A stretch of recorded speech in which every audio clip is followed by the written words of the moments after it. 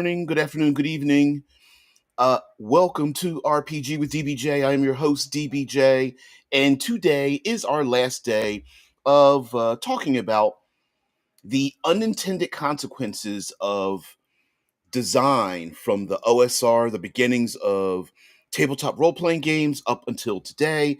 And this talk is going to be the first half is going to be pretty general, basically talking about rules light versus crunch heavy systems and the design towards crunch heavy systems. Whereas today we have, as it seems that when the individuals that get older in the tabletop gaming community, as we start to age, there is a tendency to fall back towards simpler times, and why that tension is there, and why that seems to be a draw, why there's gravity there, as well as like today there was just an announcement by a video. Just watched a video from Matt Colville about designing their own game system.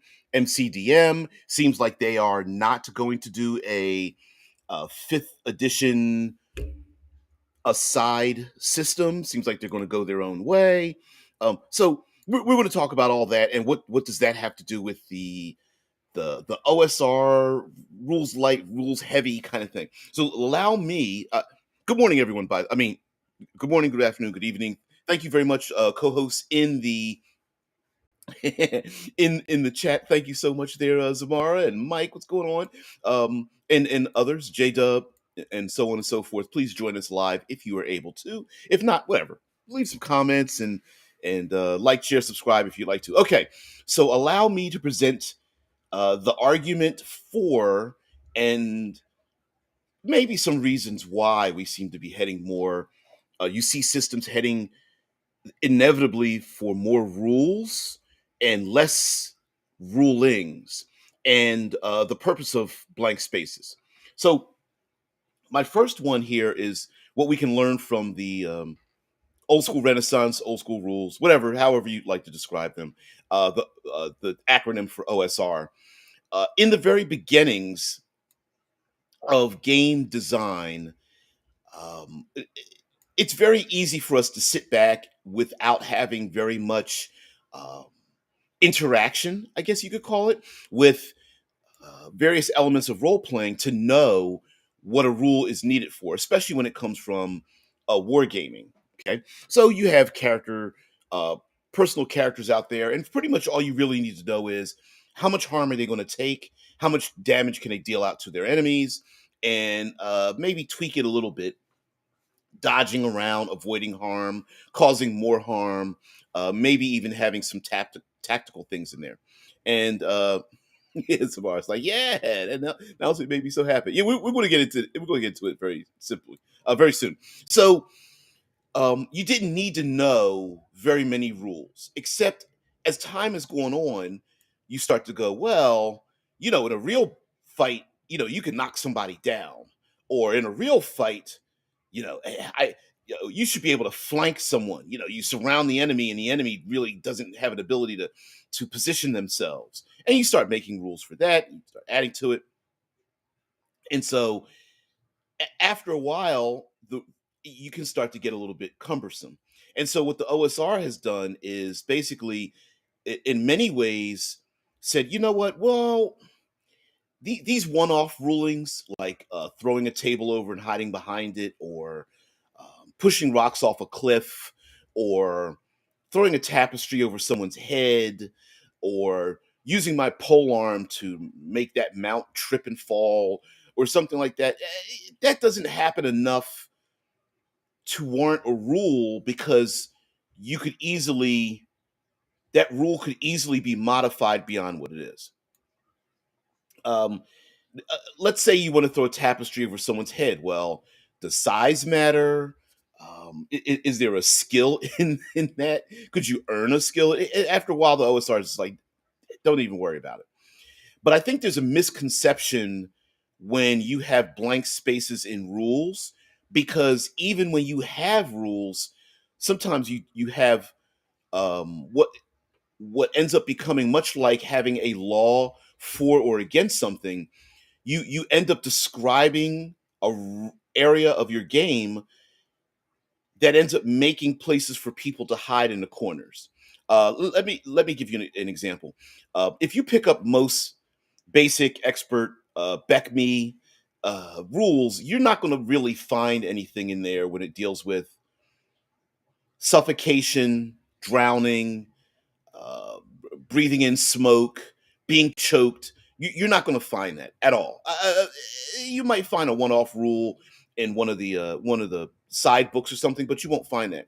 I use that because if you ever look into a game when it comes to drowning, choking, being garroted, being choked by a monster, breathing in smoke, breathing in poison gases, holding your breath, you may find some rules, but they might not be very good. Let me give you an example. Fifth edition to today, there's been many more than 5 editions of Dungeons and Dragons. You've got Pathfinder and split offs, and then Advanced Dungeons and Dragons was different than Basic and Expert, and that split off as well.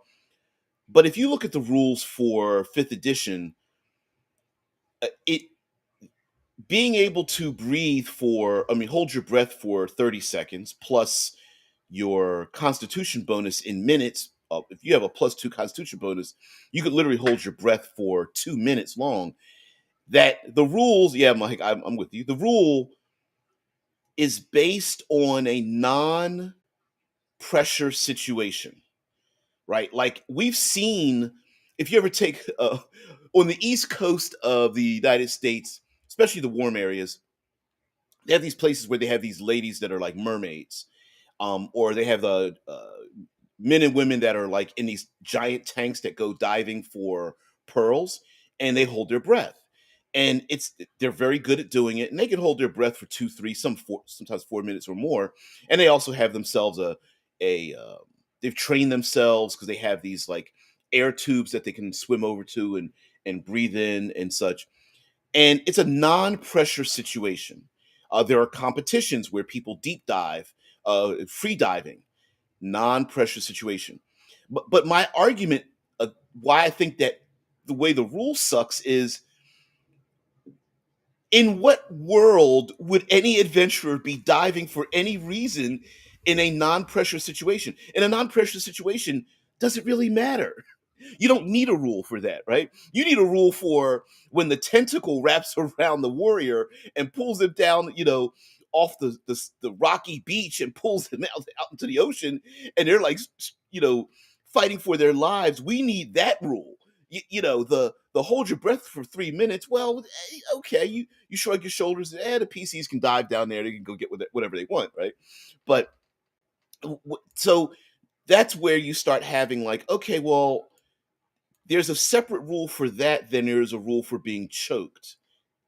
And then usually, like for maybe say from a bugbear. And then there's a separate rule for poison gases, usually individually, whether there's a spell, poison gas, or something. And then there's a separate rule, and then there's no rule for vacuum. And I'm being, I'm what I'm doing is I'm walking towards the corner. And what happens is when you get to the corner and there's too many rules, or there's indistinct rulings and such, what happens is I can hide in the corner. And then when I hide in the corner, then I can go, well, you know what? My character can hold, if I can hold my breath for a minimum of 1 minute and there's 6 second rounds, man, I'll never drown, right? Yeah, GM, I can't drown. You can't drown my character, et cetera, right? You guys are so funny. So, um, mm-mm-mm. See, now Zamaris brings up a point that I'm about to make about the OSR. There's a myth about rules like systems, especially the OSR. And Zamaris says, honestly, if you build your system well enough, you should be able to finagle a rule for everything if your system is built well. But planning a rule for everything is system suicide. Yes. So what ends up happening, and this is a myth, when if you were only used to rules, like fifth edition technically isn't rules heavy, but it's still used as a barometer of sorts.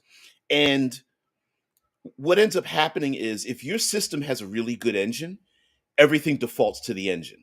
So fifth edition has, or Dungeons and Dragons is a D20 system, and you add or subtract modifiers for the most part. Uh, OSR, you used a lot of D6s, used percentile dice, but overall, it's a D20 plus or minus some modifiers.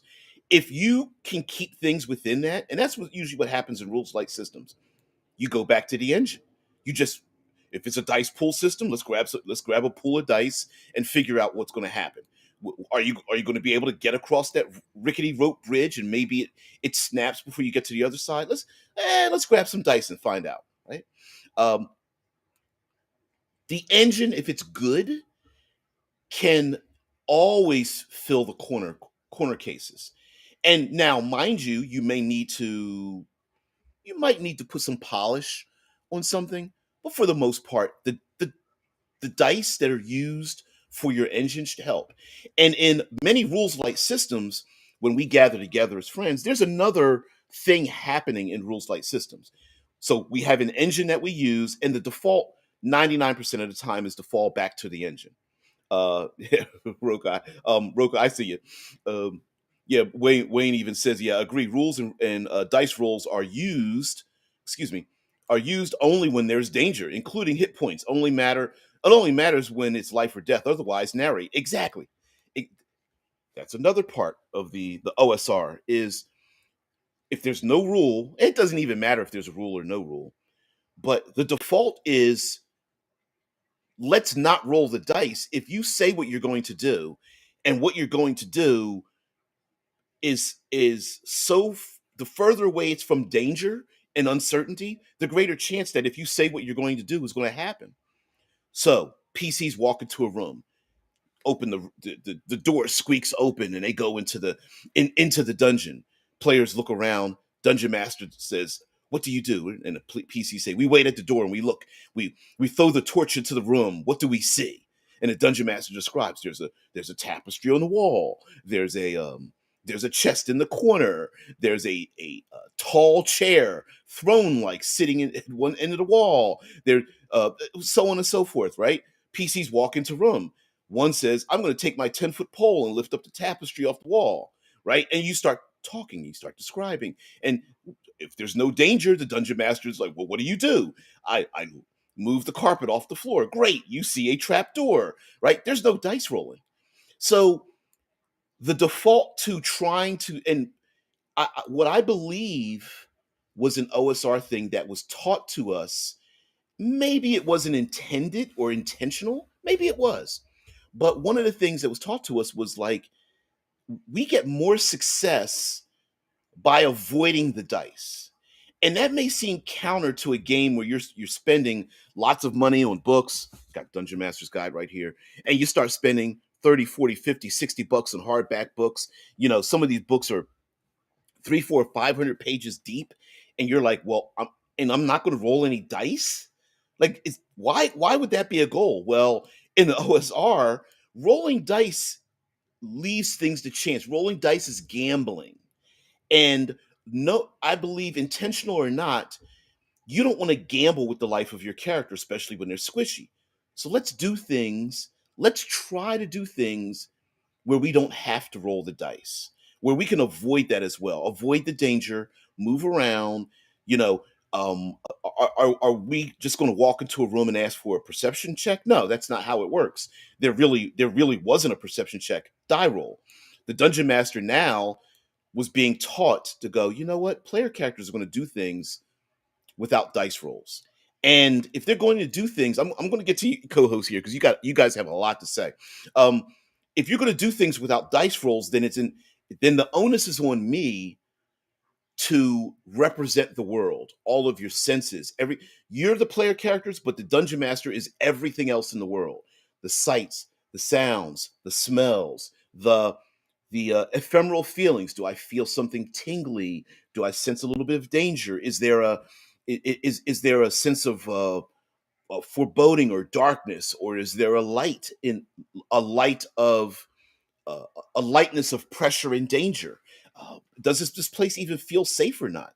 You know, does the place feel old and feel like it hasn't been touched in generations, or should it feel that way and it doesn't feel that way? And so those are things where it was, let's not roll the dice, and oh, dungeon masters, you're going to have to learn how to adjudicate without rolling the dice. uh Role-playing games are intrinsically social, and for a games type with a collection of people who, dare I say, we lack social skills. um there's a lot of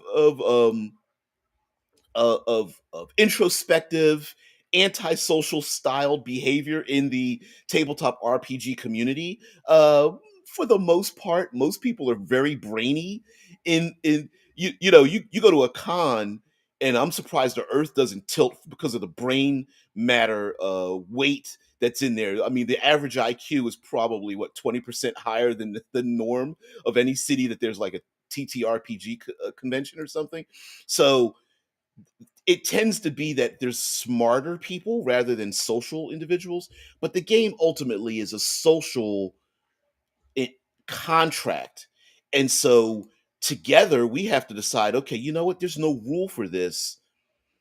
How can we get past the BS and keep moving? And so 99, you ever see those the threads that come up seasonally, that it's like, I have a problem with my gaming group, and the advice is always like, well, why don't you just have a conversation, right? Or they'll say, the advice is, well, how about not arguing when you're trying to do? How about we just use the engine of the game, get past it, and then at the end of the game discuss it? But then there's always the one player that, like it's all about me. It's all about me, and people hogging the spotlight, or wanting to break a rule or to modify it so heavily that it no longer looks like it does. So it's a social thing. So rules like games tend to be very great bullshit detectors. Okay, they tend to very easily, very quickly, very soon express the you'll end up noticing that in a lot of rules light systems, players who are trying to power game, to be abusive, to hog the spotlight, are noticeable, sometimes even during character creation. I bring up Fate for that one. And it's like, you when you are able to make up your own aspects in Fate, and some PC comes along and is like, well, my aspect is I'm good at everything, and you just going like, oh, I'm gonna have problems with this person, right? It's that kind of thing. So let's get into all the things that our co-hosts have to say. They're saying a lot here, and see what they have to say about the as rules have gotten more crunchy and gritty. Um, what are some of the side effects and things like that? Yeah. Mm-mm-mm. Here we go. Mike Gould says, swimming and fighting is hard. You lose air when hit, and often when you try to hit someone else in 5e, you can knit a goddamn sweater underwater without gills. Yeah, you can. There's a lot of time when you're talking about 6 seconds and you can hold your breath for like a minute and a half. You're just like, whoa, that's a lot of time. 30 A weak character can hold their breath for 30 seconds. So a wizard with like an 8 con can hold their breath for 30 seconds. That's 5 rounds of combat. They could blast off spells and still keep on going, right? So yeah, it's funny. Zamar says, I actually designed my skill system around that idea. Druden can actually verify that. They have seen my system, still want to see theirs. Yeah. We'll do that. Mike says, I tend to simplify things down to an ability modifier. Want to hold your breath? That's minutes in con mod. If you're hit while holding your breath, lose a minute of that pull. Done. Exactly. And you see how uh it's I sometimes I side note, I in college I had a teacher that said one of the best design lines in all of literary history came from the Bible. Wasn't a religious individual by any means, but said there's a two-word line in the Bible that was one of the best written lines that he felt in literary history. past, present, and future, and it was just called Jesus Wept. Now it's not it's not meant to be religious. It's meant that it encompassed everything that needed to be said and about that situation from the beginning to end. You got a full descriptive story out of 2 words. And like Mike said, you know, that's minutes in con. If you're hit while holding your breath, lose a minute of that pool done. That how simply put that is, right? That tells you everything you need to know. And and sometimes I think when you overly block in what you can or can't do, what ends up happening, I feel it's like squeezing putty in your hands, and it squeezes through your fingers, and you start and it's like, no, you could, if you open up your hands and just have a simple ball, it's more descriptive than trying to squeeze it through your hands, and you don't recognize what you have any longer. Oh man. Z says start with broad terms and then move on to specific when describing rooms. Don't describe the painting on one end and statue on the other. Just mention that they're there. Saves time and energy. Exactly.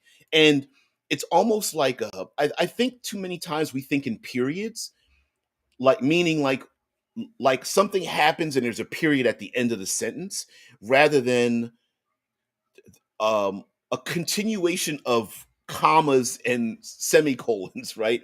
Like, oh, what do we see in the room? Well, you see an object in one corner, you see something hanging on the wall in the other corner, maybe a tapestry. There's a carpet on the floor and a large chair and blah blah, right? And then the PC's like, well, what does the painting look like? And then as a dungeon master, you're like, well, you don't know what it looks like. You haven't even entered the room. What are you going to do? And it's a constant conversation. It's yes ending, no budding. You know, well, I stand in front of the painting. Great, you get to see what the painting looks like, right? It's player characters that are like, well, I don't want to walk in the room, but I want to know everything in it. Give me a perception check. I'm like, and me as a dungeon master, I'm like, no, you did make your perception check. You didn't have to roll. I told you what was in the room. Now, are you going to investigate? Sure. Roka says ability modifiers in the system I use don't get higher than +2, so that wouldn't work for me. I'd probably rule it's something like D6 plus con mod or con by 3. Yeah, and you see how. But here's the deal.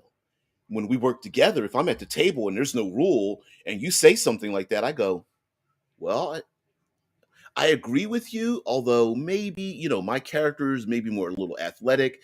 Hey, why don't we use that and double the number or something, right? And we go back and forth, and then the dungeon master, guess what, is the final arbiter. So yeah. Oh man.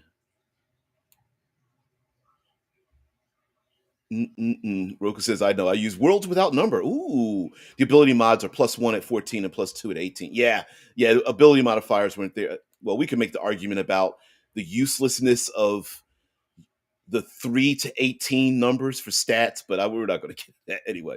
As far as RPGs are the best way to test and teach social skills. In fact, that's how I tend to use it. Excuse me, uh, which is why I write in my session 0 document that I want the right to have conversational topics uh, in my topics in my sessions, and to kick anyone or end sessions immediately if needed. Oh, I've done that. I've ended sessions where we have arguments and such, and we can't come to when the dungeon master is unable to adjudicate, because that's what they're there for. I've folded up books plenty of times and been like, all right, we're done. Well, we want to keep playing. Well, apparently not, because everybody wants to argue. So here's what I'm going to do. I'm going to end the argument, and we just walk away.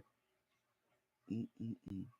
Roka says, I'd take 6 or 12 seconds away from that for every combat action. That's not a bad option either. Hold your breath for 1 minute. That's 60 seconds. Hey, you want to keep fighting? All right, that's a 6-second round. You subtract 6 seconds from it in addition to, right? When he says too crunchy slows down the movie. Yeah, see, I'm a visual person myself. Keep the scene flowing, less rules and more narrative. Zamara says, I will say that it's ironic that rules have gotten more complex as the game has gone more narrative, especially since most products tend towards design simplicity. And I agree with that, which is weird. but there's also a monetary imperative, right? Like if you buy this book doesn't keep selling, right? It's the book has a finite number of pages and words in it, even though it's funny how many people haven't actually read it. But anyway, but the book is finite. Subscription services are the epitome of infinite. So you have to keep paying for a thing in order to have access or to consume it, especially if new materials put into it. So books, you need more rules and rulings in these books to make them serviceable, to make them more monetary. So i- there's a reason why monster books do not have in them monster design guides, or usually not very robust monster design guides, because they don't want you to make your own monsters. You want to buy new ones. So you kind of have to think about that too, right? Yeah. Oh man. Mike says we should almost have an episode around GM approaches to session zero. Yeah, descriptions, conflict resolution, GM toolboxing. Yep, I definitely agree. Roku says, plus I like lighter rule sets. When you put too much stuff in the book, feels I feel it kind of stunts creativity. I think I do agree with you. There are some. I'm going to say, okay, so if light rules are below and heavy crunch is high, there's also this broadness in rule systems as well. Um, I would put I would put Blades in the Dark as broad instead of light or heavy, because Blades in the Dark is actually a very easy. It's a dice pool system, no more than 4 dice, but there's a lot of intricacy in it. And so I think there's the idea that like you might have a game that's got a lot of GURPS is another broad system. It's not hard to understand it, but it goes broad, super broad, where they've got a rule for everything. The rule usually defaults down to 3d6 with a modifier. And then they just mod that modifier, which is kind of crazy. Thank you so much for, well, there's double digit people in the chat. I appreciate that. Uh, Let's see. Zabar says, I may not do more than a second edition roll of D6, bare bones. I may, after consolidating my errata, work on making a new system entirely. See if I can make a D8 plus D4s work as a dice system. It depends on it depends on like how intricate you want to get with your spread. Um, yeah. Like Roka says, I quit 5e because it has too many subclasses, too many races, and too much power creep for my taste. I like things low power and lethal. That is an issue. I've heard some people complain about second edition Pathfinder because they've reined in the math is so tight that some people find it difficult to get out of it because they've arranged it so that they've reined in the power creep of mod hunting. And yeah. Mm. All right, so uh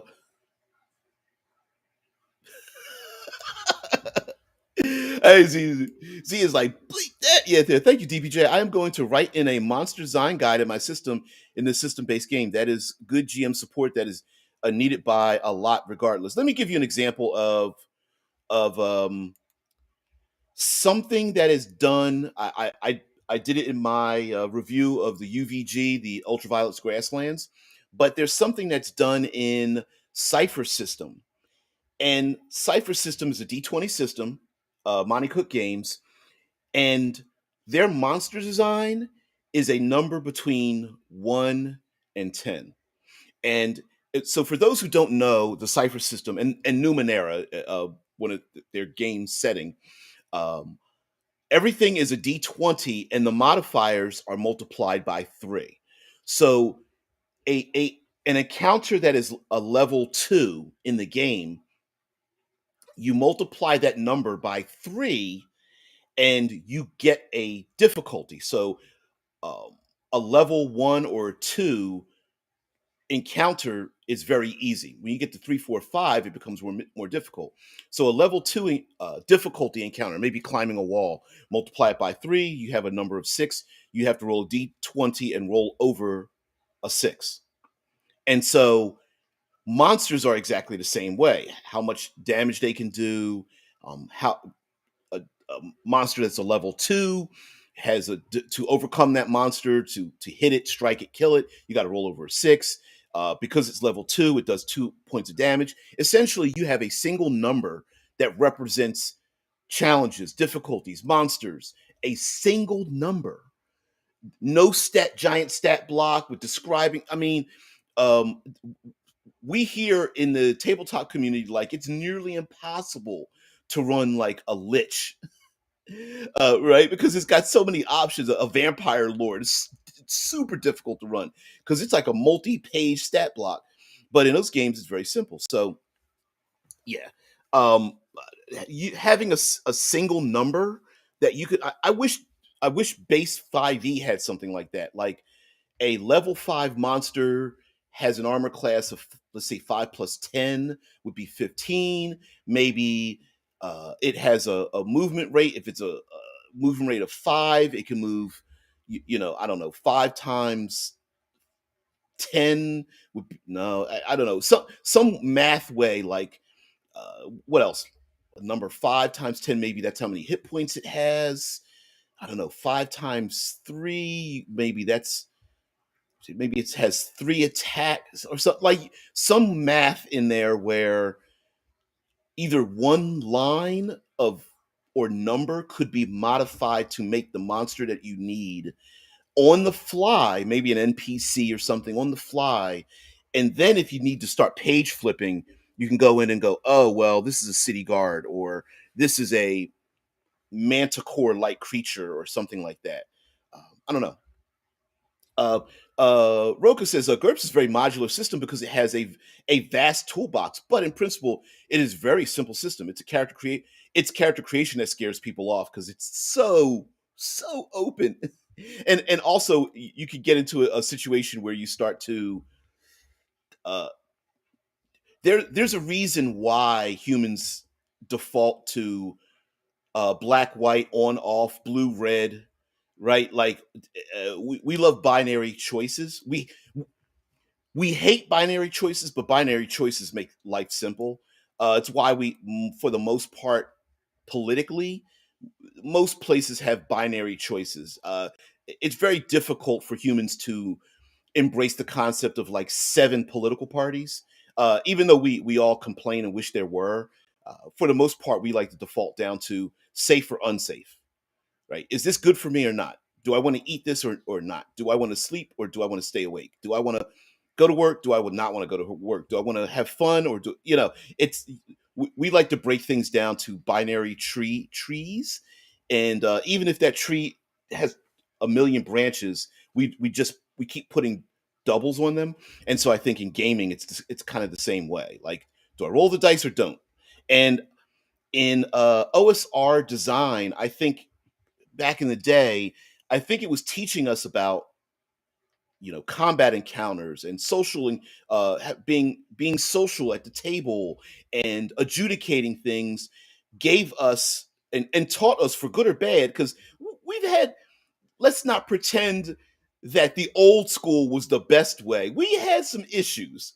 We've had a lot of groups break up, and people have arguments and table flipping, people getting pissed off and flipping the table, and I'm taking my football and going home. We had a lot of that. Let's not pretend like basements were like these kumbaya, fests of gaming excellence. We had problems, but we worked through those problems because we kind of didn't have a choice. Wherever you live, that was your gaming group. We didn't have online systems where you can just like type in when you're available, find some strangers, and pick up a game, right? Those people became your friends, or at least your very strong acquaintances, because you didn't really have any place to go, and we were all scared to show our books to people, because we didn't want to get balled up in a corner by by the bullies in our community. So that was a thing, but it also taught us, like, well, the world isn't all about me, you know. 8 billion people in the world, and when you drive down a street, some people think they're the only ones there, and they're surprised when they turn a blind corner driving on the opposite side of the street, which happens to me every single day when I'm delivering mail. There are people who are like, "Oh, I'm turning a blind corner. I didn't realize there would be oncoming traffic while I'm driving on the opposite side of the street." I'm just like, "Oh my god, there's a double yellow for a reason." Anyway, um, you guys are funny. All right, so let's see. Drew says, "Well, I live in Germany. We have here more than two viable political parties." Well, I don't know how viable ours are. We've got more. Oh, we've got a ton of political parties. It's just, I don't know if you want to call them viable. Zamar says, "We have a great number of political parties in the US. Why I keep telling people to vote third party. The issue is that people only take two seriously because, well, that's how people are. Yep, they simplify. And the only thing more simple than two choices is none. Yep. Some people, that's why cults are awesome. They're not, but I'm being facetious. Cults are awesome because when all your choices are taken away, you see how simple things are. When do I eat? I don't know. Tell me when. What do I do all day? I don't know. Tell me what I should do. Right? Sometimes, and you know what? Life is stressful. So while I'm making fun about that, there is a good reason why people go on vacations to not have to do a thing, so they don't have to choose.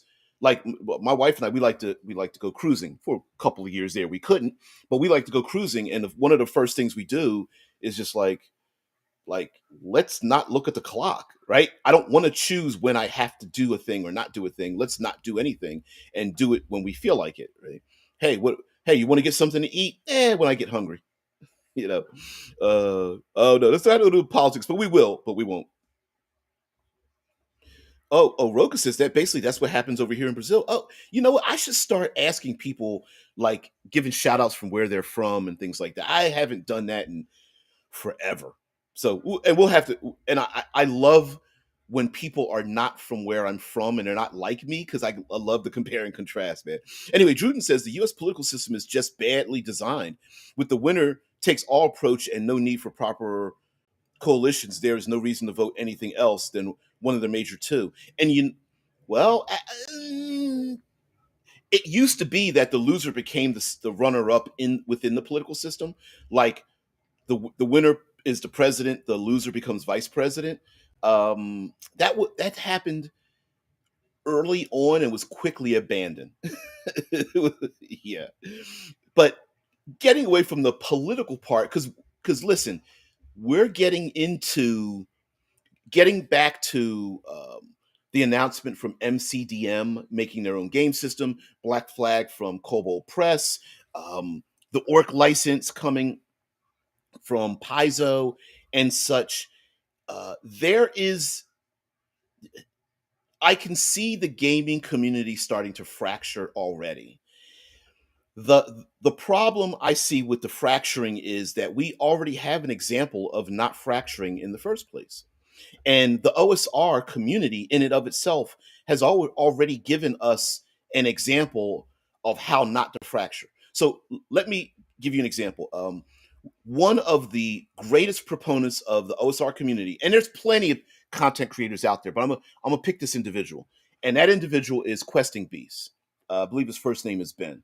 And follow if you follow Questing Beast and all the individuals that are gravitationally attached to him, like Professor Dungeon Master, and very many of them, and the OSR has embraced itself despite the fact that many of the games actually have different rules and rulings.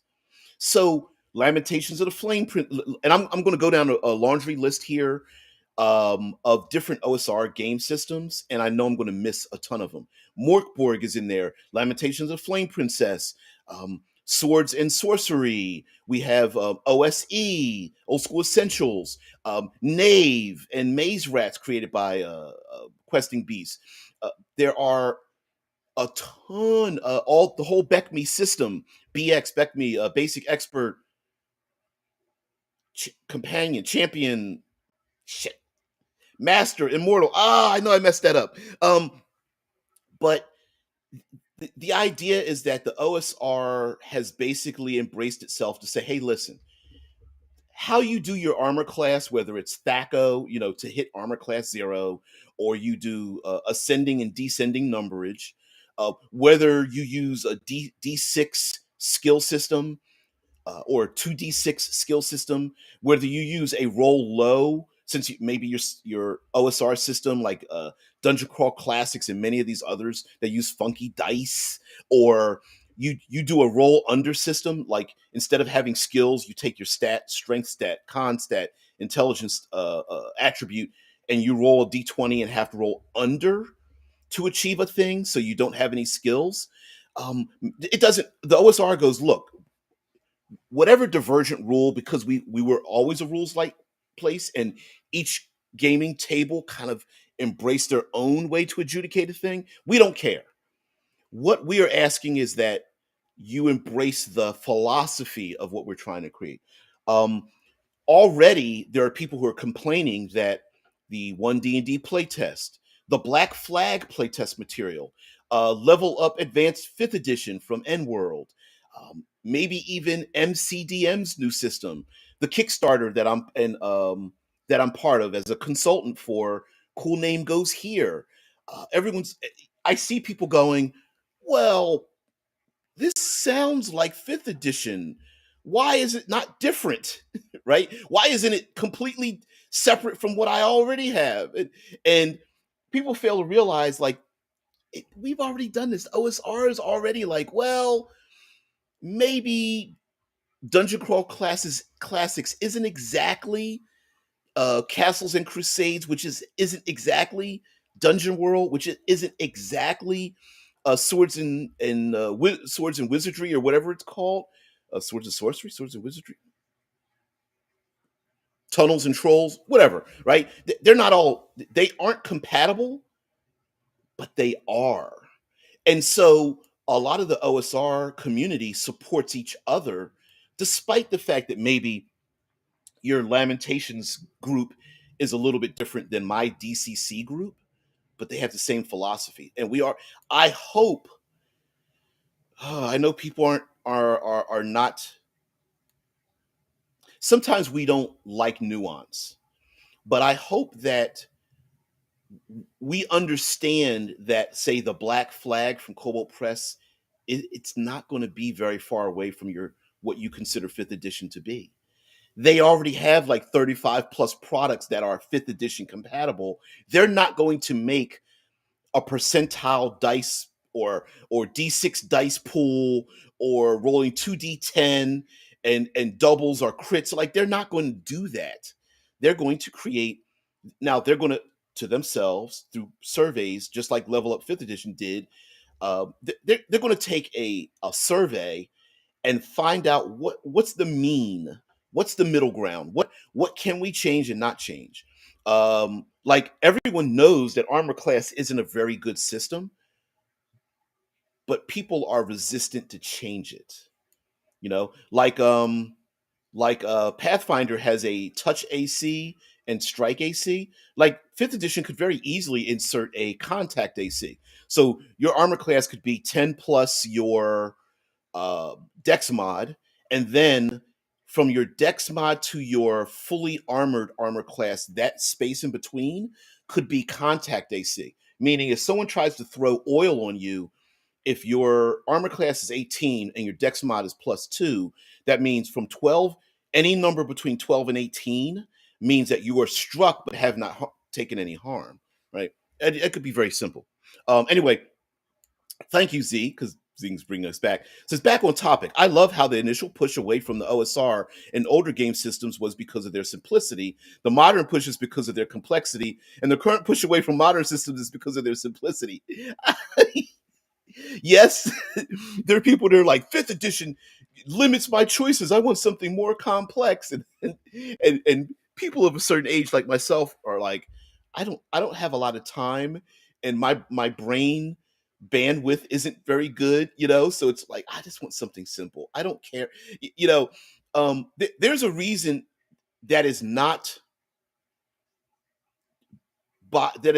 promoted by bigotry, but people try to make it that way. When you have a system where you either play an elf, and as an elf, it encompasses everything you are, right? It's your class and your racial abilities all combined in one. I want to play a dwarf. You're not a fighter dwarf, you're just dwarf, right? And sometimes part of that is just like, look, just give me something to play. Give me a pregen, right? It's like it's basically a step away from a 80% filled pregen, and it's like some people just want to be simple. It's not what now. Are there people that are like bigoted that want to do things like that? Sure, but not really. It's just like, hey, can we just make this simple? Oh man. Mm-mm-mm. It's because of their complexity and unwieldiness. Yeah, I agree. Yep.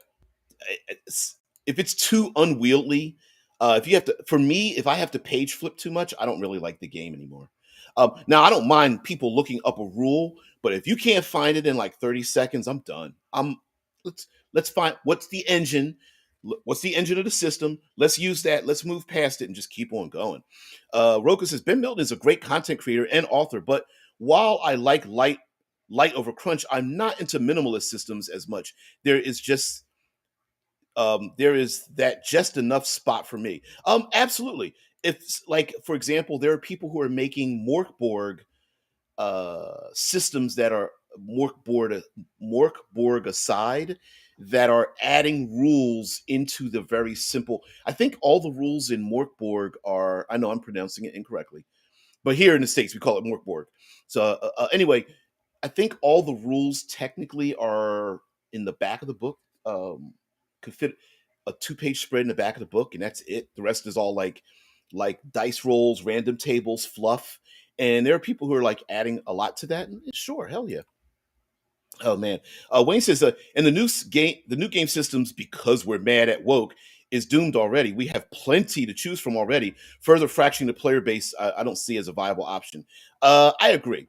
Although, listen, people, um, I, I I once made a comment where someone was like, "Hey, I don't want politics in my games," and my contention is, but we are misusing the word politics, but in a current state, that's how we call it because it's actually improperly used. Uh, I guess I could find another word in my thesaurical thinking, but essentially, uh, all of life is politics, including not having it is a political statement. So, yeah, I wouldn't say it's called politics though. I would call it it's probably more akin to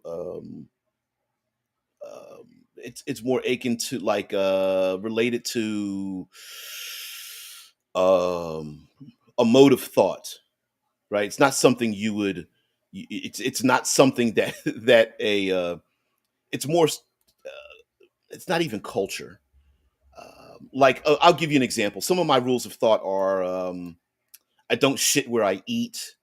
um, I don't like lies because it's too much to remember. um, um, Ben Franklin had a bunch of these. A bird in hand is better than two in the bush. Penny saved is a penny earned. Right? That's not political. That's a mode of thought for life in general, and you don't vote on that. You just hope people you it's us living in a way that we wished other people would abide by, um, and you can't really enforce it. Zamar says, I wonder if my system might fall under OSR since my design philosophy is more average people in unaverage situations, gritty reality and intuitive rules. Maybe. I mean, it depends, right? Like, is Fate an OSR game? Yes. But Dungeon World, is that a I don't know. I don't know. Druden says, I would not be surprised if people will call my system to be woke, since I put a lot of emphasis on accessibility and cooperative play. People don't like their cheese moved, right? Like, and they don't like being called out on it. And choosing people who look to choose to find people to claim that other people are woke is an agenda that people who are looking for agendas have an agenda, and for people who are looking to other people to think that they have like that's a thing. Right? Everyone thinks that they're the hero of their own worldview and never realize that they're the villain of other people's worldview. And if you remember, if you understand you're the villain in other people's worldview, it it makes you understand that when you attempt to uh, try to achieve some kind of balance with another individual, that you need to start from a place of, how can I convince this other person who doesn't agree with me that I'm not against them for any reason? For doesn't matter. Like you you got a roommate and you both need to get something to eat, and you don't want to spend a lot of money. How do you agree on what to eat, right? So you need to paint a room. I've got a bucket of red paint. You got a bucket of blue paint. I want the whole room red. You want the whole room blue. What kind of a, what do we do? Right? How do we come to some kind of quorum? Right? And so that's, people fail to realize that it doesn't matter how nice you think you are or reasonable you think you are. You're the villain for another large part of society. Um, oh man, Mike says, uh, that's the GM aspect. The GM should be empowered to make quick calls when there's no rule. Players want choice, GMs want flexibility. And it's funny how rules lawyers never return to the page in the book that's like, the GM has is the final arbiter of. No one ever pulls that page out, right? No one ever's like, hey, everybody, stop arguing. The GM gets to make the rule, right? Wayne says, one rule of actual play is put the rules book aside. We're here to play. We'll discuss rules in between sessions. Yeah, no one keeps that. Yep. Mm-mm-mm-mm. John Rice says, I remember back in the day when BX and Beck Me were for little kids and AD&D was for adults. Yeah, it tried to be that way. Yeah. Oh man. So no one wanted to be a little kid. Everyone wanted to go with AD&D. It was a status thing. I fell into that trap. I fell into that trap big time, and then I was like, wait a minute, why do there's no reason for me to dislike this other rule set, but Juden's like, blue is a terrible wall color. I've got, my wall color is red up in let's see, right here. This is a little sliver right here with my finger swirling around. This side of the wall is red where our TV is at. But the back is gray. So I live in Ohio, and it's all Ohio State, scarlet and gray. Yep. Right. Zamar says, me, I want a red room. You, I want a blue room. Solution, paint the room purple. You could, or maybe two I get to pick two walls and make it red. You get to pick two that are blue. We could not paint it red or blue and pick yellow, right? You know what I mean? There's all kinds of ways to get to come to a compromise. Maybe a compromise is, you know what, I don't need to have the room painted red or blue at all, right? Like you could literally go, I don't need to die on this hill. you know Yeah, Mike says, okay, up front, getting rid of woke is a slur. I know. I find it so hilarious that how people spin the tendency for people to spin a good thing and turn that good thing into a slur. Remember SJW, social justice warriors became a slur. What was another one that was like a trying to turn a good thing bad? Oh, it had to deal with the environment, environmentalists. You're an eco warrior, basically, or um, it's almost the idea of like, oh, you're one of those people that like to feed the homeless, right? And it's just like, if you think about it, that doesn't make any sense. Yeah, Mike says it gets thrown around when people have their views challenged. The same thing happened in the 50s and 60s, but the slur was commie. Sure was. Yep. Yep. Vegan is another one. Yeah, you don't like to eat meat. And it's like, so? Right? Listen, I'm a meat eater, but you know, the slaughter industry is pretty horrible, right? I'm not I think sometimes when we are challenged, it's difficult for people to admit that their own um, uh, the fact I know that I am not just a complex person, but I am made up of inconsistencies and irrationalities. Right? Tree hugger was another one. Yeah, people are there. You're part of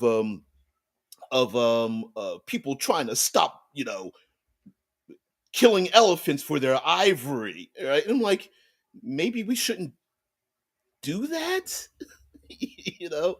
And yes, are there people who I use things to identify themselves? Again, we are the hero in our own world and the villain somebody else's. So we don't like that to be, put in our games. But maybe they are, right?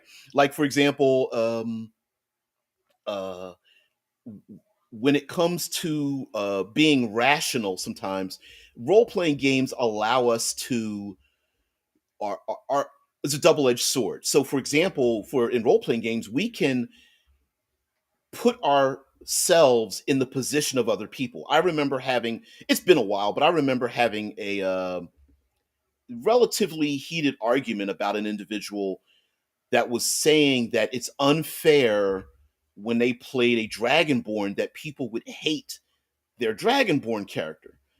And I was like, yes, but that's racism. That's hatred. That is being judged. That's what that means, right? I was like, I'm not saying it feels good, and I'm not saying it's a thing that it should exist. I'm saying like in a fantasy world where dragons destroy communities and you want to play a person who looks like a dragon, it's a pretty common thing that people would not like you and judge you when they don't know you. And the person was like, yeah, but that's not right. And I was like, yes, you're correct. But being correct doesn't necessarily mean, um, how do I explain this? Justice and correctness do not necessarily uh, meet in the middle, right? And so, yeah, it was pretty hilarious to have. I was just like, because I kept agreeing with him. I was like, yeah, it's not right. And he's like, yeah, so my character shouldn't be. Well, then, if you agree with that, then my character shouldn't be hated. And I was like, no, people people judge. We as human beings, our survival mechanism is to judge things from our past experiences and then incorporate our current experience with all of our past experiences.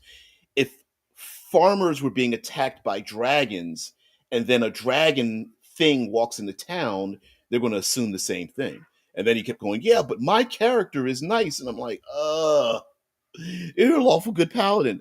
Like, people don't care. Uh, as someone who has processed their own rabbit, it's not for everyone. I can see how doing it or even knowing it's done may change how you want to eat. Yeah, yeah, yeah, uh, yeah. I've never had to kill or slaughter an animal. I've lived a pretty sanitized life, so I'm one of those individuals that doesn't really know how it works, and I feel like I'm better for it, or I feel like I'm better for it, even though I'm the villain in other people's lifestyle. So yeah, one of my friends has been a vegetarian for 40 something years, it feels like. So yeah, Mars says then when you place the same form of evil in front of them over and over again by the same group and then watch them squirm to their instant reactions when it proves to not be true. It happens to me all the time in real life. So yeah. Yeah, someone doesn't know me, they judge me, and then they hear me and see me and then kind of have to take back their own uh, misconceptions. Although I don't know, maybe I've probably reinforce some of those misconceptions, probably inadvertently, but whatever. Mike says, much like in TTRPGs, if you want to eat or be or play a thing, you're certainly welcome to. You're just not welcome to tell me what to eat, be, or play. People who weaponize choice politically typically fear your choice. Exactly. That's why, uh, it's weird. I still find it very strange that people today are consumed about other people's genitalia and what they want to do with it, right? Like that has nothing to do with my hamburger that I'm going to eat. And notice how I brought it back to meat. But like like my meat choice doesn't matter about your gender. I could care less. I really could care, to the point where, like, I don't I don't know. I don't care. I don't tell, like, some people are like roll their eyes just like, I have to relearn what kind of gender to call you. I'm like, really? Are you claiming to be that stupid? Because you're not. You're probably a very reasonable individual. Don't default to unreasonability when you're actually probably smarter and more intelligent than you give yourself credit. It's just that you don't want your cheese moved. It's like, I've learned a handful of pronouns. I don't want to learn more. I'm like, wow, that's a weird thing to like make a life choice. Like, I don't want to learn. I don't want to be accommodating. When we normally accommodate everything in our lives, like someone comes over to your house you don't know, and they're like, hey, I invited a new person over, and you go, what's your name? Right? Ooh, shit, I gotta learn their name. You don't go, your name is now Poindexter, right? You don't do that. You go, what's your name? And that person gives your name, and then maybe halfway through the conversation you go, fuck, I forgot their name. What's your name again? Right? That's what we do.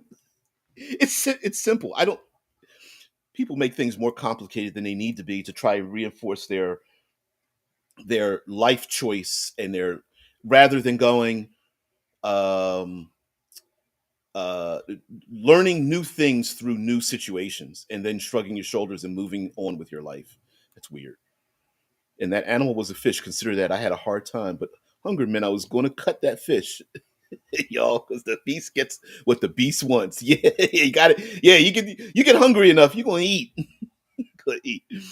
Zorban says, yeah, it's funny. You hate when something is done outside of your control, but when it's in your control, it's okay or even good, unless it's someone else's control you don't want. Yeah, uh, uh, there's a television show, Yellowstone, and the entire show deals with that. Big rancher and the middle America, or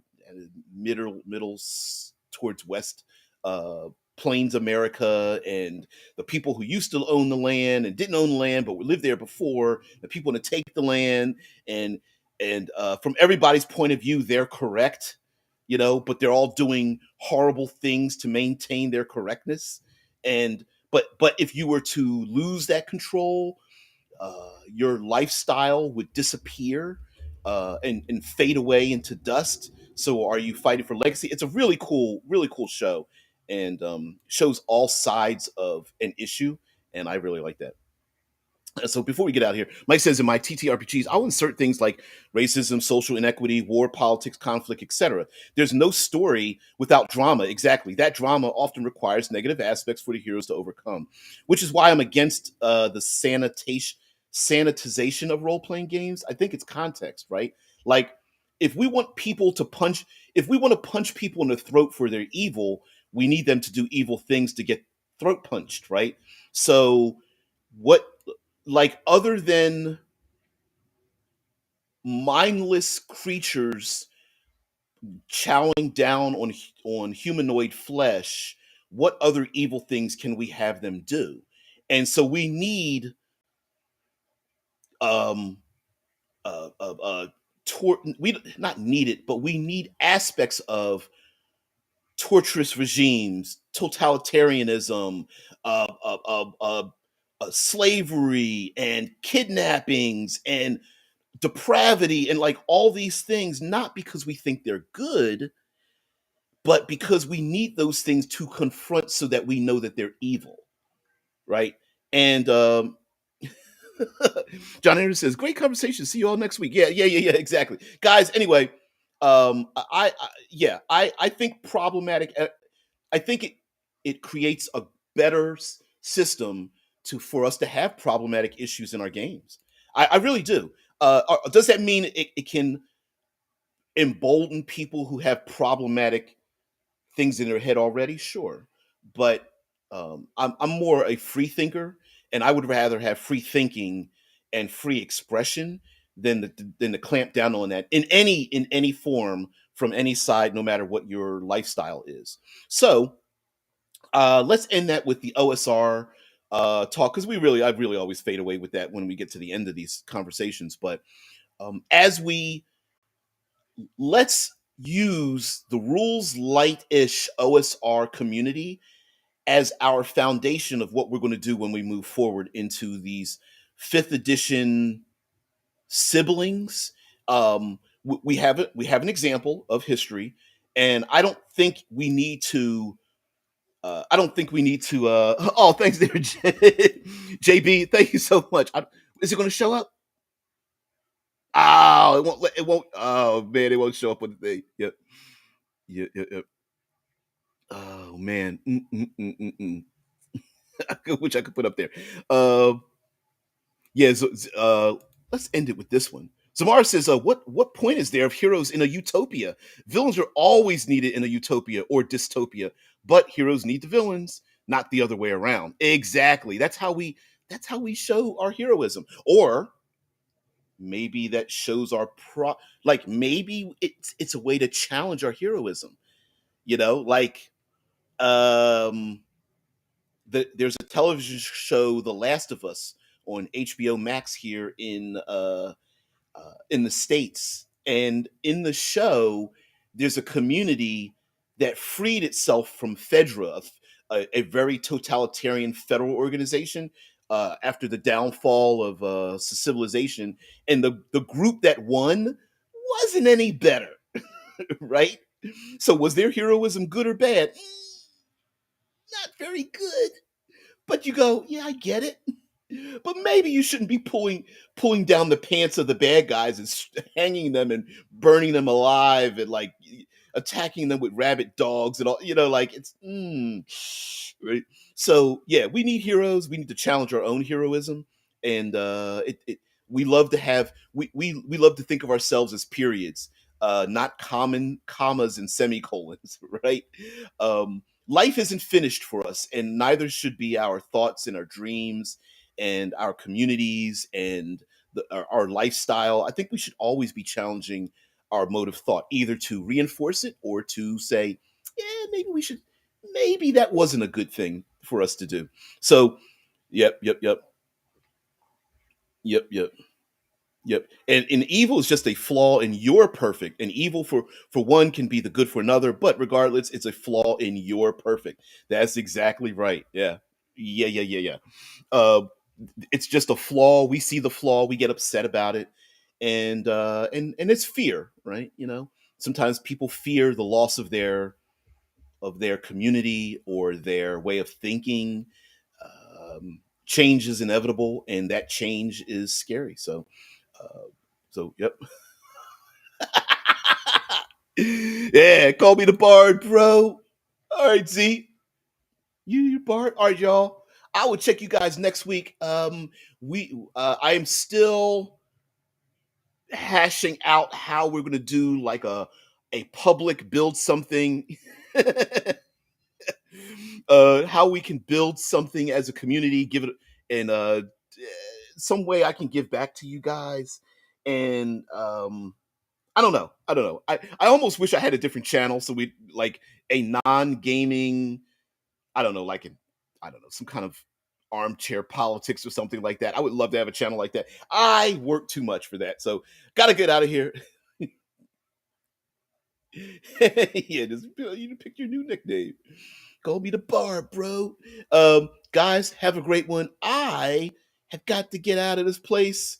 I don't know if I'll ever get back, but maybe I will. So, guys, have a great one. I will see you later. One last thing. You will hear me promote some things coming up that I'm part of, like the Cool Name RPG. Cool Name Goes Here RPG because I'm part of the design team. Maybe some Level Up 5th edition. I know there's some people who actually came to the channel because they found my exploration diatribe on what was created for Level Up 5th edition, because I'm proud of the work that I did there.